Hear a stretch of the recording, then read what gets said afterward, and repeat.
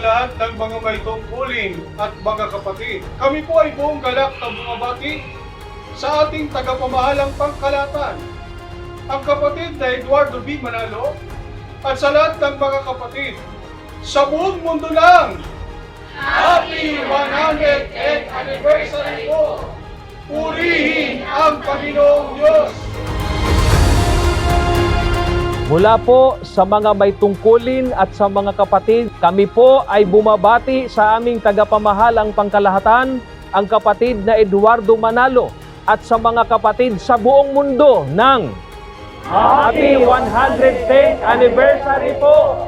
Purihin ang Panginoong Diyos!